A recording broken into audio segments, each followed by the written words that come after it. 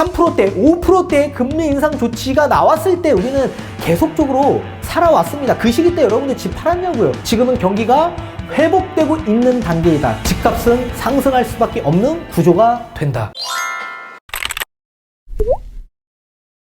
네, 안녕하세요. 반갑습니다. 이경민의 부동산 하이킥의 이경민입니다. 지금 현재 기대 인플레이션율이 9년 만에 역대 최고치의 상승을 보이면서 3%대를 넘어서고 있습니다. 이렇게 인플레이션이 증가되고 있다는 얘기는 결국엔 향후 금리 인상의 조치가 앞으로도 계속 시행될 소지가 매우 높아질 수 있다라는 얘기이기도 합니다. 그러면 이렇게 금리 인상 조치가 계속적으로 시행이 될 수 있다라고 한다면 여러분들이 생각하는 집값 하락으로 이어질 수 있을지 뒤에 제가 판서를 통해서 좀 더 알기 쉽게끔 풀어드리도록 하겠습니다. 자, 인플레이션이 증가된다라고 하더라도 내수가 악화되지 않은 이상, 그리고 소비가 계속적으로 촉진되고 있는 이상, 결국엔 집값 하락은 없다라는 얘기를 풀어드리도록 하겠습니다. 그리고 뒤에 통계 자료를 보여드리면서 지금의 지표들이 어떤 방향으로 이어지고 있는지 다시 한번 확인해 드리도록 하겠습니다. 이 소비자가 예상하는 향후 1년의 소비자 물가 상승률인 기대 인플레이션율이 3%를 넘어 9년 만에 최고 수준에 이르렀다라고 합니다. 이 금리 수준 전망 지수는 역대 최고의 기록을 세웠고 부동산 규제 완화 기대의 영향으로 인해 주택가격 전망 지수 역시 불과 한 달 사이에 10포인트나 넘게 뛰었다라고 합니다. 이렇게 인플레이션이 증가되고 있는데 왜 주택가격 전망 지수는 올라가고 있을까요? 결국엔 내수가 악화되고 있지 않기 때문에 그렇습니다. 지금 내수, 이 경기 상황은 회복세에 돌입하고 있는 상황이기 때문에 결코 부동산 가격 하락은 나올 수 없다라는 저의 주장을 말씀드릴 겁니다. 자, 지금 현재 기대 인플레이션 추이를 보게 된다라고 한다면 2021년 8월달 수준인 2.4%대에서 지금 2022년 4월달 기준에서 3.1%가 나왔습니다. 이렇게 물가 상승이 앞으로도 계속적으로 이어질 수 있는 상황에 놓여 있는데 향후 그러면 집값의 영향은 어떻게 미칠 수 있는지 뒤에 판소를 통해 자세히 풀어드리도록 하겠습니다. 자, 지금 인플레이션이 계속적으로 증가되고 있다라고 합니다. 인플레이션이 생기는 가장 대표적인 이유는 물가가 상승하기 때문에 그렇습니다. 자, 그러면 지금 현재 물가가 상승하는 그 대표적인 이유를 알아야 될 텐데 물가가 상승하는 이유는 지금 경기가 회복 단계에 있기 때문에 그렇다. 경기 상황이 지금 좋아지고 있는 상황이기 때문에 물가가 올라가고 있는 겁니다. 이렇게 물가가 계속적으로 지속 상승을 하게 된다면 중앙은행에서는 어쩔 수 없이 금리 인상의 조치를 시행할 수밖에 없을 겁니다. 물가를 잡기 위해서. 근데 다만 금리 인상의 조치가 시행이 된다라고 하더라도 이 경기 회복, 경기가 좋아지는 회복 단계가 계속적으로 지속이 된다라고 한다면 이 부동산에 미치는 영향은 미비하다. 이 금리 인상 조치가 부동산에 미치는 영향은 미비할 수밖에 없다라는 얘기입니다. 근데 다만 경기가 어느 정도 회복이 되고 정점에 도달하면서 경기가 꺾여지는 시기에 금리가 높아져 있다라고 한다면 그 시기에는 부동산에 미치는 영향은 클 수밖에 없을 겁니다. 자, 그렇다면 우리가 이 인플레이션을 크게 봐서 나눠볼 수가 있을 텐데요. 인플레이션은 좋은 인플레가 있고요. 또 반대로 나쁜 인플레가 있을 겁니다.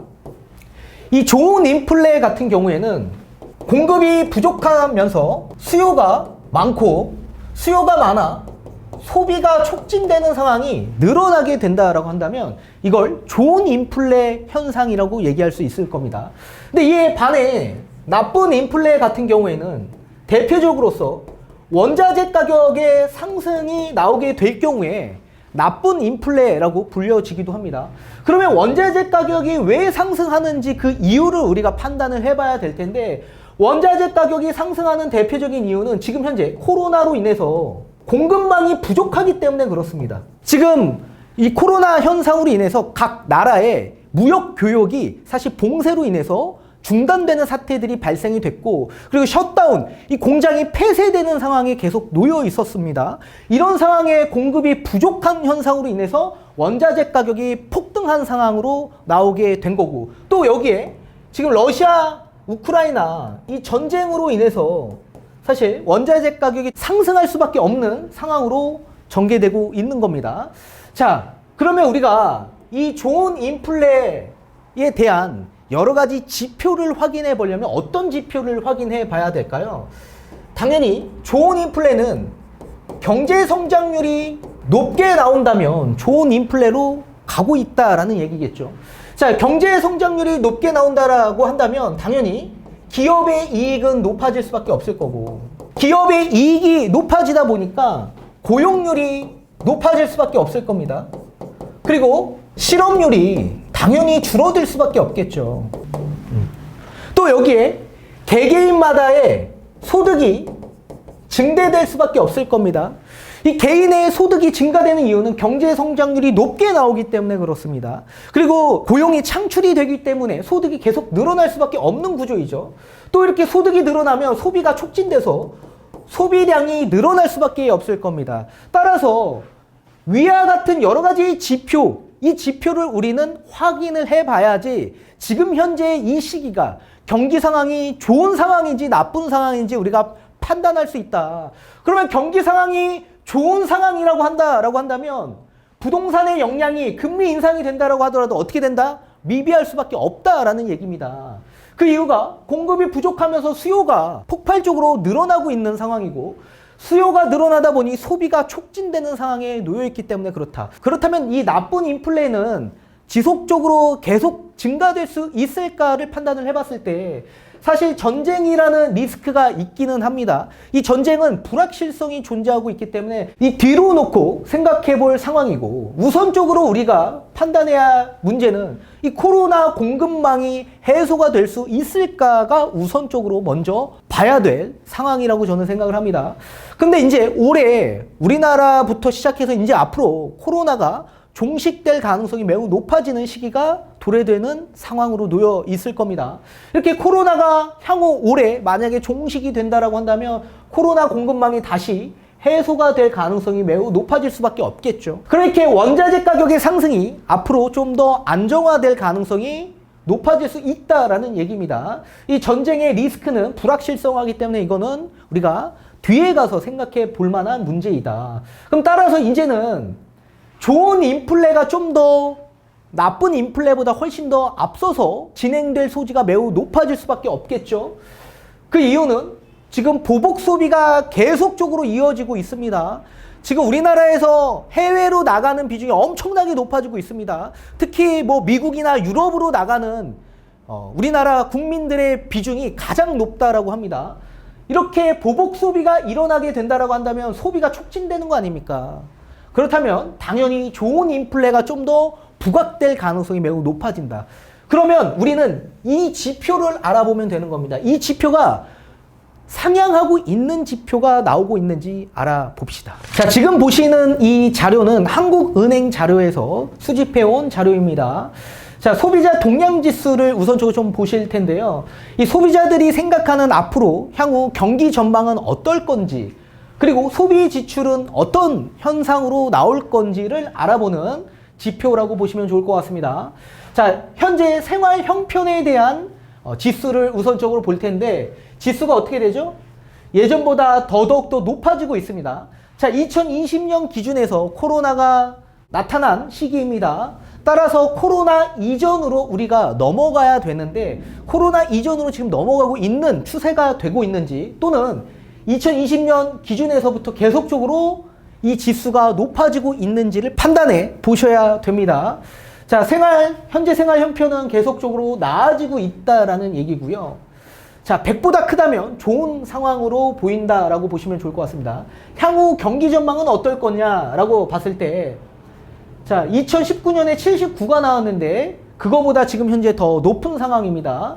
2020년보다는 높죠. 근데 작년 기준에서보다는 조금 떨어져 있는 상황입니다. 그래도 향후 경기 전망은 좀 앞으로 좀 더 나아질 수 있다라고 생각하시는 분들이 예년보다 훨씬 더 많다라는 얘기고, 취업의 기회 전망은 어떻게 보냐라고 했을 때 지금 94로 예년 수준보다 훨씬 더 높습니다. 취업의 기회가 높다라는 얘기는 앞으로 이 기업들의 고용이 앞으로 더 늘어날 수 있다라고 생각하시는 분들이 많다라는 얘기겠죠. 자, 금리 수준의 전망을 보게 된다면 금리 수준 전망은 좀 높습니다. 금리가 인상될 소지가 매우 높다라는 생각을 가지신 분들이 많다라는 얘기고요. 가계 수입 전망은 어떠냐? 수입, 본인의 수입이 어떻게 되냐라고 봤을 때 99로 예년 수준보다 훨씬 더 높다라는 걸 보실 수가 있습니다. 자, 소비 지출 전망은 어떠냐라고 봤을 때 앞으로 지출에 대한 부분, 지출이 늘어날 수 있다라고 보시는 분들이 많다. 그리고 현재 가계 저축은 어떠냐라고 봤을 때 예년 수준보다 94로 훨씬 더 높은 걸 보실 수가 있습니다. 자, 그리고 주택가격 전망에 대해서 한번 보실 텐데 2019년보다는 높은 수준을 보이고 있습니다. 100보다 높죠? 근데 이제 2020년, 21년 워낙 집값이 폭등했던 시기였기 때문에 이 수준보다는 조금 낮은 수준이기는 합니다. 다만 저번 달 대비, 한 달 전 대비 약 10포인트가 상승을 했습니다. 한 달 전에는 약 94였습니다. 10포인트 상승을 해서 지금 104가 되었습니다. 따라서 주택가격이 앞으로 향후 올라갈 소지가 매우 높아졌다라고 보시면 좋을 것 같습니다. 자, 임금 수준 전망은 어떠냐라고 봤을 때 임금 수준은 예년 수준보다 더 높은 상황을 보실 수가 있습니다. 그리고 소비자 심리 지수는 어떠냐라고 봤을 때 심리 지수가 지금 예년 수준보다 더 높아지고 있다는 걸 보실 수가 있습니다. 따라서 소비자 동향 지수를 본다면 지금 계속적으로 상향하고 있다라고 보시면 좋을 것 같습니다. 자, 그리고 이번에는 개인과 국가의 총 소득이 증가되고 있는지 줄어들고 있는지를 판단해 봐야 됩니다.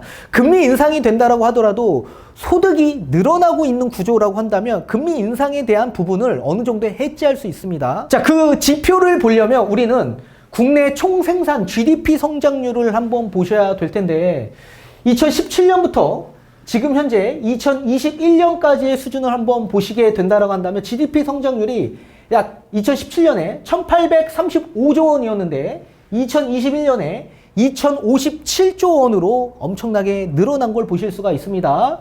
그리고 GDP 성장률은 2017년에 3.2%, 그리고 2018년 2.9%, 2019년 2.2%, 그리고 코로나가 생겼던 2020년 마이너스 0.9%, 그리고 작년에 4% 상승이 나왔습니다. 그리고 올해 IMF가 전망하는 전망치는 지금 3% 정도로 나오고 있다. 따라서 예년 수준보다 상승폭이 훨씬 더 크다라는 얘기고 2022년 1, 4분기만 보더라도 전분기 대비해서 0.7%가 상승을 했습니다. 그리고 전년 동분기에 대비해서 약 3.1%가 상승을 하고 있다라는 걸 보실 수가 있습니다. 따라서 지금 GDP 성장률, 경제 성장률은 엄청나게 높게 나오고 있다. 경제 성장률이 높게 나오고 있다라는 얘기는 그만큼 기업의 성장, 기업의 이익이 많다라는 얘기이기도 하죠. 그리고 국민 총소득인 GNI를 보셔야 될 텐데, 자, 1인당 국민 총소득은 뭐냐? 자, 1인당 국내외에서 벌어들이는 소득을 뜻하는 건데, 그럼 이건 개개인의 소득을 보는 거겠죠. 개개인. 자, 2017년 국민 총소득이 1843조 원이었던 게 2021년 2082조 원으로 엄청나게 증가했다. 그리고 1인당 국민 총소득은 3,588만 원 정도였는데 지금 현재 4천만 원 정도로 엄청나게 높게 상승을 한 걸 보실 수가 있습니다.